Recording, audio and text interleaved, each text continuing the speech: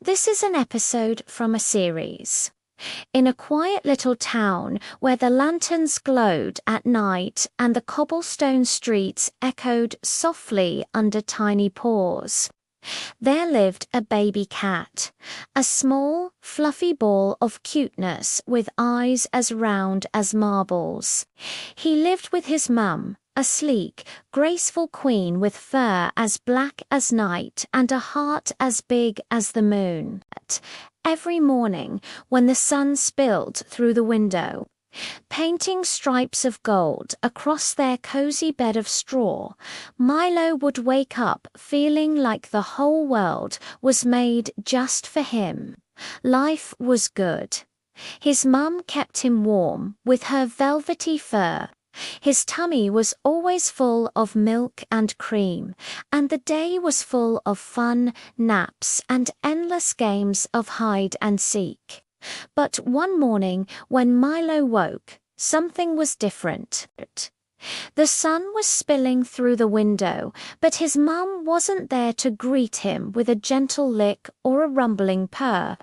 The basket felt too empty, the blanket too cold, and Milo's tiny heart pounded with fear. Where was his mum? Had she gone out for the day and forgotten to come back? Or maybe, just maybe, she wasn't coming back at all. Fear pricked at Milo like a thorn, and he knew he had to do something. Meowing pitifully, he climbed down the side of the basket, his tiny paws trembling. Then, with a sniff and a sigh, he set out to find her. Down the narrow cobblestone streets he went, padding softly, calling out to his mum. "Mum, where are you? Mum, where are you?" His meow was small, barely louder than the tinkling of a fountain, yet it held a bravery that belied his size. Each time a friendly face peered out a window or a curious dog lifted its head from its paws, Milo's hope would flicker, only to dim again when it wasn't his mum. He continued on, determined to find her. He padded past the butcher shop where the smell of fresh meat made his tummy rumble. Then to the bakery where the smell of bread was like a warm hug. Peeking inside, he saw trays of golden loaves cooling on the racks. His mouth watered. He loved the baker. She always gave him tasty bits to eat. Maybe she had seen his mum. Taking a deep breath, he meowed loudly, "Can I help you?" The baker turned, startled, and Milo repeated, "Have you seen my mum?" The baker's kind eyes twinkled with understanding. "Looking for your mama, little one," she said softly, scratching him behind the ears. "Well, she hasn't been here, but you can wait here. I'll make you some milk." Milo purred, grateful for the kindness, but he couldn't wait. He needed to keep looking. So after lapping up the delicious milk, he thanked the baker and hurried on his way. The afternoon wore on. Milo climbed into gardens where colorful butterflies fluttered among the flowers, chased playful butterflies, and even asked the pigeons on the rooftops if they had seen his mum.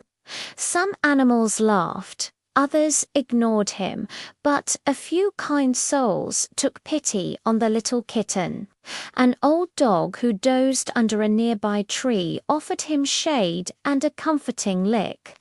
A sparrow who perched on a nearby fence flew ahead to scout, chirping encouragement, and a kind field mouse who peeked out of a hole shared her stash of crumbs. All of them wished they could help the brave little kitten, but they had to get on with their own lives. Soon it would be dark. As dusk settled and the sky turned the color of Milo's mum's fur, despair started to creep into his heart. Would he ever find his mum? Was she ever coming back? With a sob, he collapsed under a bush, his tiny legs aching, tears wetting his whiskers. The thought of spending the night alone without his mum was scary. Then he heard a rustle in the bushes beside him. Startled, Milo arched his back, hissing, "Who's there?" Out popped a pair of luminous green eyes. Milo's heart pounded. Could this be another adventure, another mean animal ready to pounce? But then a soft voice spoke. "Are you lost, little one?" And Milo saw that the voice belonged to a handsome ginger cat with a torn ear and a kind expression. When Milo told the ginger cat about his mum, the cat's face softened.